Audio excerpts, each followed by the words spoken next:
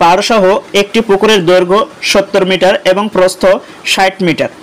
যদি পুকুরের প্রত্যেক পাড়ের বিস্তার 4 মিটার হয় তবে পুকুর পাড়ের ক্ষেত্রফল কত? প্রথমে লিখব কি, পাড় সহ পুকুরের দৈর্ঘ্য সমান 70 মিটার। তারপর লিখব এবং পাড় সহ পুকুরের প্রস্থ 60 মিটার। এটা প্রশ্নে দেওয়া ছিল।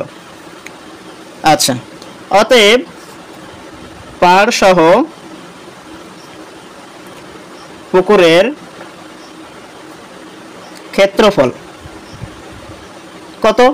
তাহলে আমরা জানি ক্ষেত্রফল নির্ণয়ের সূত্র হলো দৈর্ঘ্য গুণ প্রস্থ। দৈর্ঘ্য কত? 70 গুণ প্রস্থ কত? 60। এটা কি হবে? এটা কিন্তু আর মিটার থাকবে না, এটা কিন্তু হয়ে যাবে কি বর্গ মিটার। যেহেতু ক্ষেত্রফল নির্ণয় করতেছেন সেহেতু বর্গ মিটারে প্রকাশ হয়ে যাবে।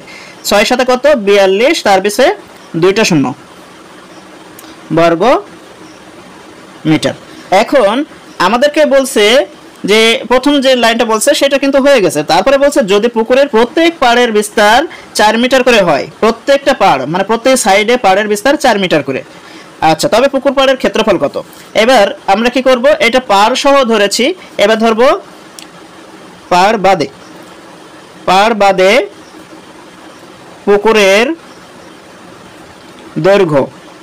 পাড় বাদে যদি পুকুরের দৈর্ঘ্য ধরি, পুকুরের দৈর্ঘ্য ছিল 70 মিটার পাড় সহ, তাহলে এর থেকে আমরা পাড়ের দৈর্ঘ্যটা বাদ দেবো। পাড়ের দৈর্ঘ্য কত?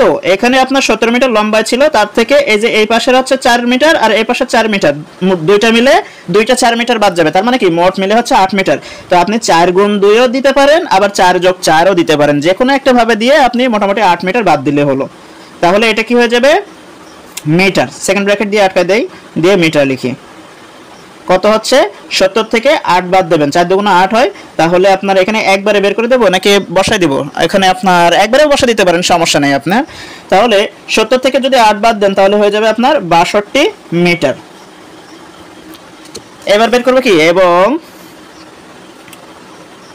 পাড় বাদে পুকুরের কি বলছে এখানে? পুকুরের দৈর্ঘ্য এত এবং প্রস্থ এত বলছে, তাহলে পুকুরের প্রস্থ লিখবো আমরা। প্রস্থ সমান, প্রস্থ ছিল কত মিটার? প্রস্থ ছিল আপনার 60 মিটার। প্রস্থ ছিল কি 60 মিটার। তাহলে আমরা 60 মিটার থেকে কি করব, যেহেতু আপনার পুকুরের পাড়, এই যে প্রস্থ যখন নির্ণয় করতেছেন তখন এই প্রস্থের ভিতরে এইখানের অংশ আর এইখানের অংশ বাদ যাচ্ছে। এই যে লম্বালম্বি যে প্রস্থটা ছিল তার থেকে এইখানের অংশ বাদ যাচ্ছে। তাহলে কতটুকু বাদ যাচ্ছে? 4 মিটার, 4 মিটার 8 মিটার বাদ যাবে। তো 4 গুণ 2 দিয়ে দেব।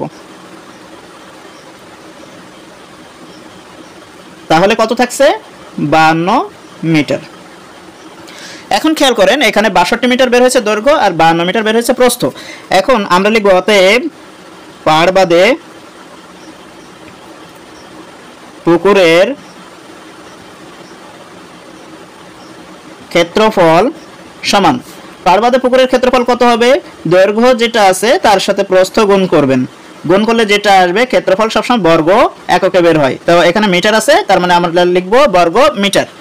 62 আর 52 এই দুটো যদি গুণ করেন কত হবে? 530, আর এখানে হচ্ছে আপনার 2 দুগুণ 4, 4 5 20, তার মানে আপনার হচ্ছে কত? 3224 বর্গ মিটার। এখন এইখানে কিন্তু আপনি পাড় বাদে পুকুরের ক্ষেত্রফল পেয়ে গেলেন, আর আগেরটা ছিল কি? এটা ছিল পাড় সহ পুকুরের ক্ষেত্রফল। তো পুকুর পাড়ের লিখি, পুকুর পাড়ের ক্ষেত্রফল সমান, পাড় সহ ক্ষেত্রফল ছিল 4200 বর্গমিটার, আর পাড় বাদ দিয়ে ক্ষেত্রফল হয়েছে পুকুরটা 3224 বর্গমিটার। তাহলে পাড়ের ক্ষেত্রফল কত সেটা এবার বের হয়ে যাচ্ছে। সমান আপনার বিয়োগ করলে কত থাকবে? 4 আর 6 হলে 10, সাথে 1, 2 আর 1 3, 3 আর হচ্ছে 7 হলে 10, সাথে 1, 2 আর 1 3, 3 আর 9 হলে 12, 976 বর্গ মিটার। তাহলে আপনার কাছে প্রশ্ন চেয়েছিল কি পুকুর পাড়ের ক্ষেত্রফল কত? আপনার কিন্তু পুকুর পাড়ের ক্ষেত্রফল বের হয়ে গেছে। আপনি লিখবেন কি? অতএব নির্ণেয় পুকুর পাড়ের ক্ষেত্রফল 976 বর্গ মিটার। এটা হলো উত্তর।